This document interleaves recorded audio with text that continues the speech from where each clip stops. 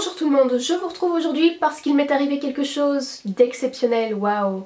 J'ai été invitée à un barbecue. Et oui, c'est la saison, on est en été, il commence à faire beau, même en Belgique, les barbecues reviennent.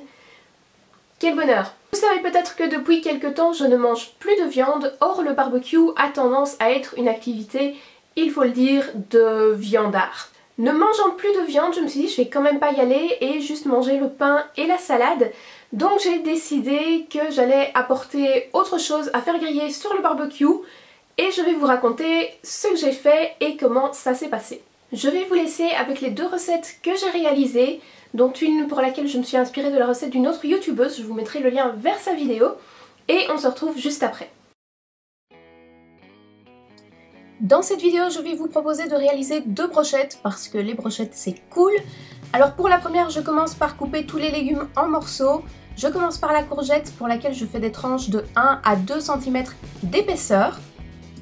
J'enchaîne avec les poivrons et une fois que c'est fait, je mets tous ces morceaux de légumes de côté pour plus tard. Une fois que c'est fait, je vais m'attaquer aux champignons. Alors là, je vais séparer les têtes des pieds et je vais mettre les têtes de côté pendant que je coupe les pieds en petits dés, tant bien que mal.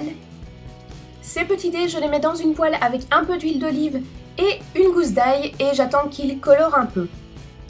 Une fois que c'est fait, je vais verser mes champignons poêlés dans un bol et je vais les mélanger avec d'autres ingrédients. Donc je rajoute une gousse d'ail, je rajoute du sel et du poivre ainsi que du persil, le pain émietté. Personnellement, j'ai émietté une petite tranche et du fromage. Alors vous pouvez utiliser du fromage râpé. Personnellement, je voulais de la mozzarella râpée mais je n'en avais pas, donc j'ai émietté de la mozzarella entre guillemets classique. Et c'était très bon d'ailleurs. Il ne me reste plus qu'à remplir les têtes vides de mes champignons avec le mélange que je viens de faire. Après ça, il ne reste plus qu'à enfiler les légumes sur la brochette en faisant attention de mettre les champignons contre un légume qui retiendra la farce. Personnellement, j'ai choisi les courgettes parce que je trouvais qu'elles avaient simplement le bon diamètre pour ce faire. Pour la deuxième brochette, j'aurais difficilement pu faire plus simple dans le sens où les falafels étaient déjà faits.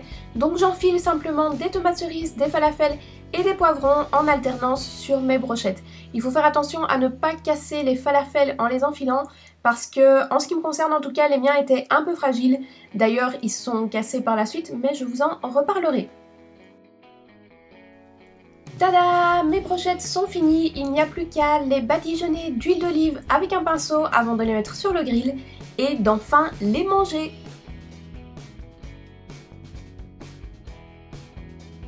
Bilan de tout ça, alors niveau goût, les deux types de brochettes étaient vraiment bonnes selon moi. Par contre, les brochettes au falafel, c'était vraiment un test, c'était vraiment une expérience. Et il s'est avéré que les falafels se sont défaits et donc certains sont tombés des brochettes. Du coup, je les ai quand même fait griller sur le barbecue tant bien que mal et c'était bon tout de même. J'avais fait une petite sauce au yaourt pour aller avec, donc ça c'était parfait. Par contre, si jamais je le refais, il faudra que je trouve une solution pour faire tenir les falafels sur les brochettes ou pour les cuire d'une autre façon. Ce que je redoutais par contre, c'était un peu les réactions des autres invités. Alors la personne qui m'avait invitée savait bien que je ne mangerais pas de viande et que je ne toucherais pas au pain saucisse qui était prévu. Et au final c'est elle qui a dit à tout le monde que je mangeais pas de viande, donc j'ai pas eu à le faire, c'était très bien.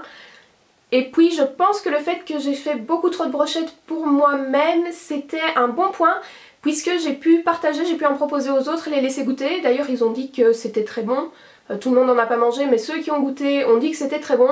Je crois que le fait d'avoir pu les partager, c'est vraiment cool parce que ça fait pas comme si j'avais amené ma petite gamelle pour moi et que je m'excluais d'une façon ou d'une autre et que je faisais bande à part, ce que je peux ressentir et que les autres pourraient ressentir éventuellement. Partager, c'est vraiment dans l'esprit du barbecue, donc je suis vraiment contente d'en avoir fait trop pour moi. En ce qui me concerne, j'ai pas du tout ressenti le manque de la viande, j'ai pas eu l'impression de me priver, chose qui serait peut-être arrivée si j'avais juste pris les salades et le pain, voilà. Donc globalement, tout s'est très bien passé. C'était pas la peine de stresser. Du coup, j'espère que cette vidéo vous aura peut-être donné des idées. N'hésitez pas à me dire ce que vous amenez à un barbecue si vous ne mangez pas de viande également ou si vous avez un régime spécifique. Comment est-ce que vous faites? En tout cas, c'est déjà la fin de cette vidéo. J'espère qu'elle vous a plu et moi, je vous retrouve très bientôt. Bye bye!